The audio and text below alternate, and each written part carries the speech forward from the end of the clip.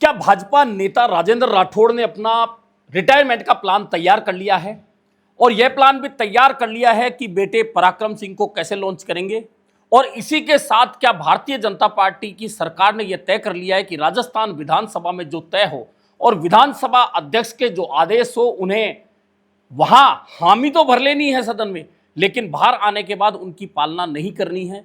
यह तमाम बातें इसलिए हो रही कि बार बार इस तरह की बातें सामने आ रही है कि विधानसभा में जो कुछ भी होता है, और यह भी तय है कि जब विधानसभा अध्यक्ष कोई बात सदन में कहते हैं और आदेश देते हैं तो वह कागजों में आ जाता है, क्योंकि विधानसभा में कही गई कोई भी बात एक तरह से कानून की तरह होती है।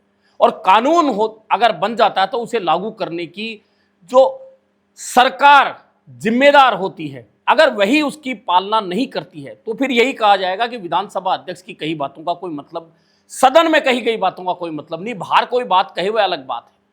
तो आज तमाम इन बातों पर करेंगे चर्चा।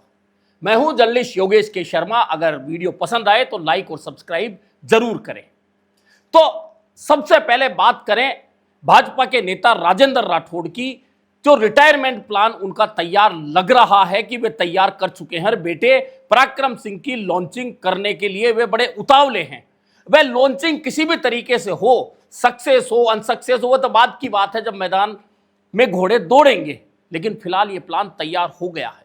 और क्यों विधानसभा अध्यक्ष के आदेशों की बार बार धज्जियां उड़ रही है, यह भी बात होगी।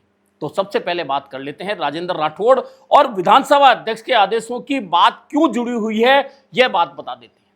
और जुड़ी हुई इसलिए है कि राजेंद्र राठौड़ भाजपा के कद्दावर नेता हैं, अभी तक हैं। इसलिए बोल रहा हूं क्योंकि वे अभी भाजपा का प्रचार करने के लिए पश्चिम बंगाल गए हुए हैं, जहां उन्हें जिम्मेदारी मिली हुई है। और इससे पहले वे कद्दावर नेता थे, क्योंकि भाजपा की सरकार हो तो वे मंत्री होते थे, और सरकार नहीं हो तो या तो मुख्य सचेतक बनते थे सदन में या उपनेता बने पिछली बार। यह उनका कद रहा है। लेकिन पिछला विधानसभा चुनाव हारने के बाद में राजेंद्र राठौड़ प्रयासरत तो बहुत हैं कि उन्हें कोई ऐसा स्थान मिल जाए जहां उनके रिटायरमेंट प्लान के लिए वह समुचित जगह दे पाए और लोगों में यह संदेश जाए कि राजेंद्र राठौड़ रिटायर हुए राजनीति से तो उस पद के ऊपर से हुए। लेकिन फिलहाल चूंकि राजस्थान की सरकार का आधा कार्यकाल जा चुका है और अभी तक राजेंद्र राठौड़ खाली हाथ हैं, तो वे किस पद पर आकर रिटायर होंगे ये तो बात की बात है। लेकिन बेटे पराक्रम सिंह को लॉन्च करने के लिए वे लालायित हैं, यह बिल्कुल सच बात है। और राजेंद्र राठौड़ ही क्यों, कोई भी नेता जब राजनीतिक रूप से ढलान पर होता है तो अपने पुत्र पुत्री या परिवार के किसी सदस्य को राजनीतिक रूप से लॉन्च करने का प्रयास करता है, वह चाहे कोई भी नेता हो, किसी भी पार्टी का नेता हो। तो राजेंद्र राठौड़ भी यही सोच रहे हैं। कहा तो यह जा रहा था कि पिछला विधानसभा चुनाव भी पराक्रम सिंह लड़ेंगे, लेकिन नहीं बैठा और खुद राजेंद्र राठौड़ को लड़ना पड़ा, चुनाव हार गए। उसके बाद पराक्रम सिंह को क्रिकेट के जरिए राजनीति में लाने का प्रयास किया, लेकिन सरकार होने के बावजूद राजेंद्र राठौड़ चूरू जिला क्रिकेट संघ को बचा नहीं सके और उसे अवैध घोषित कर दिया गया, जिसमें पराक्रम सिंह चुनाव जीतकर सीधे आरसीए में एंट्री करने वाले थे। तो वहां भी लॉन्चिंग फ्लॉप हो गई। अब कोई पद नहीं है, कुछ नहीं है, लेकिन चूरू जिले में अपनी टांग फंसाने के लिए राजेंद्र राठौड़ के बेटे पराक्रम सिंह पूरे प्रयासरत हैं। और इस टांग फंसाई के चक्कर में सुजानगढ़ में बड़ा पंगा होते होते रह गया। और हुआ यह कि पिछले गेट से पराक्रम सिंह सहित अन्य नेताओं, भाजपा नेताओं को, जिनमें वर्तमान के विधायक हरलाल सारण भी हैं, उन्हें भी निकलना पड़ा, क्योंकि सामने जनता विरोध में खड़ी थी। अब इससे जुड़ा हुआ है विधानसभा अध्यक्ष का एक आदेश। आपको याद होगा इस बार जब बजट सत्र चल रहा था तो आई थी यह बात कि हारे हुए लोग और बिना पद के लोग उद्घाटन करते हैं, शिलान्यास करते हैं, नाम पट्टिका उनकी लगती है, जबकि संवैधानिक रूप से यह गलत है, प्रोटोकॉल के रूप से यह गलत है। इस बात पर खुद विधानसभा अध्यक्ष ने चलते सदन में वासुदेव देवनानी ने अपना दर्द बताते हुए कहा था कि हां ऐसा हो रहा है, ऐसा नहीं होना चाहिए, मैं आदेश देता हूं कि अब के बाद में इस तरह से नहीं होगा। जिस भी विधानसभा क्षेत्र में कार्यक्रम होगा वहां मौजूदा विधायक व किसी भी पार्टी का हो, उसकी मौजूदगी के बिना शिलान्यास उद्घाटन कुछ भी नहीं होगा। लेकिन यहां चूरू जिले के सुजानगढ़ में बड़ा पंगा हो गया। और पंगा क्यों हो गया कि सुजानगढ़ स्टेडियम की 4 दीवारी का निर्माण हुआ।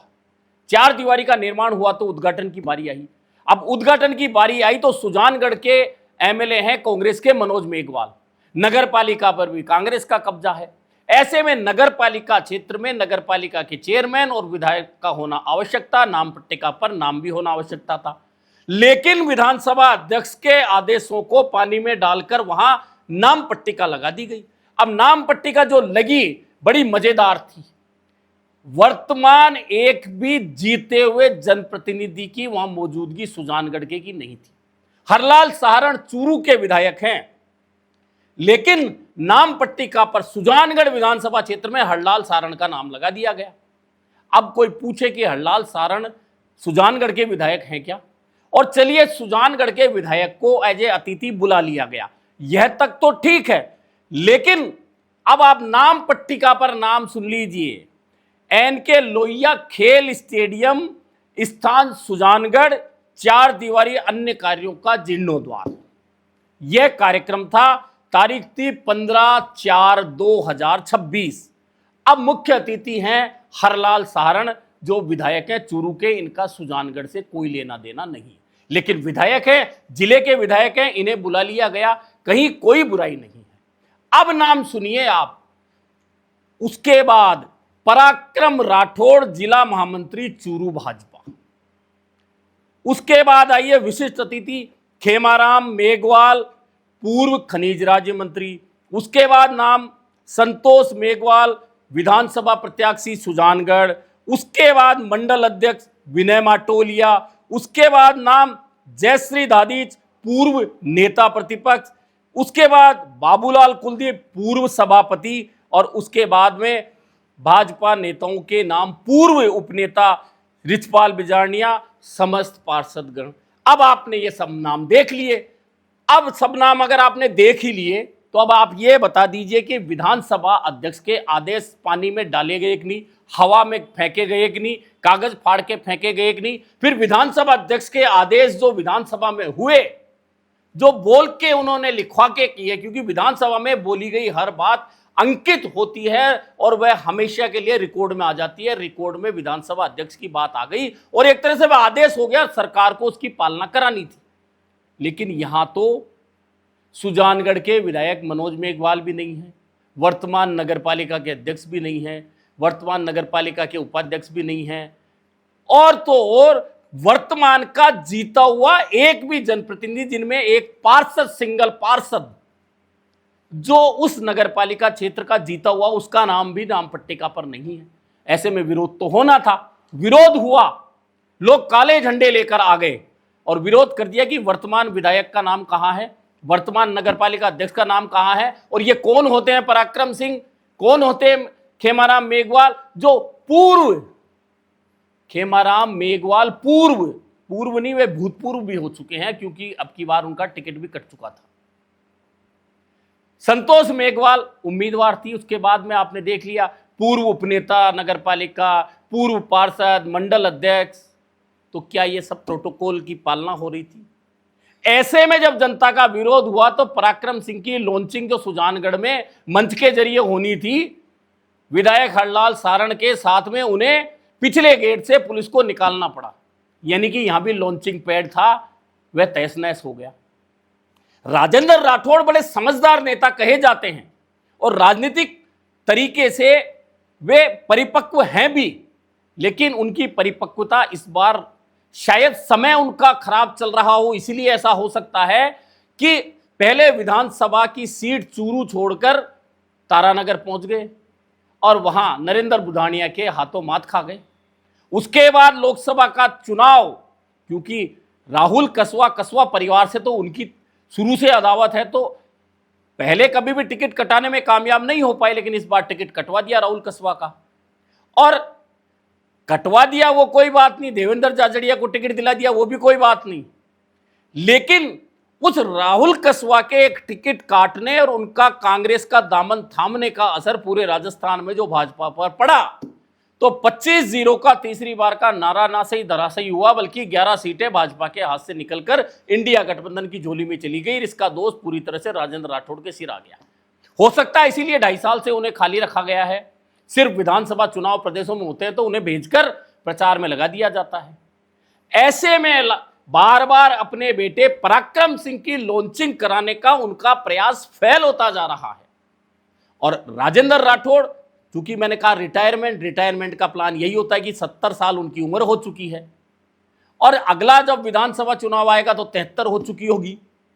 अब वे बहुत अच्छी तरह से जानते हैं कि वे जिस भाजपा पार्टी में हैं, भाजपा पार्टी में जब तक आपका सूरज चढ़ता हुआ है आपको सलाम किया जाता है, उसके बाद जैसे ही आपका सूरज ढलने लगता है कब आपको घर बैठा दिया जाए, ये राजेंद्र राठौड़ बखूबी समझते हैं। इसीलिए समय रहते अपने बेटे पराक्रम सिंह को बार बार कई तरीकों से लॉन्च करने का प्रयास करते हैं। जहां खुद जाते हैं चूरू जिले में, वहां हमेशा पराक्रम सिंह को साथ रखते हैं ताकि लोग उन्हें पहचान लें और उनकी लॉन्चिंग में आसानी हो। लेकिन अभी तक के जो तमाम प्रयास है वह फेल है। लेकिन इधर बात यह है कि विधानसभा अध्यक्ष के आदेशों की धज्जियां उड़ाने के बाद क्या राज्य सरकार यूं ही मुंह देखती रहेगी, या जिला प्रशासन को विधानसभा अध्यक्ष तलब करके पूछेंगे, कलेक्टर को तलब करके पूछेंगे, नगर पालिका ईओ को तलब करके पूछेंगे कि आखिरकार जो आदेश हमने विधानसभा में दिया उसकी धज्जियां उड़ा कौन रहा है और क्या उन पर कार्रवाई होगी। और नहीं होगी तो यह संदेश जाएगा कि विधानसभा में जो कुछ कहा जाता है वह भी फौरी बात होती है, उनकी पालना करना जरूरी नहीं होता।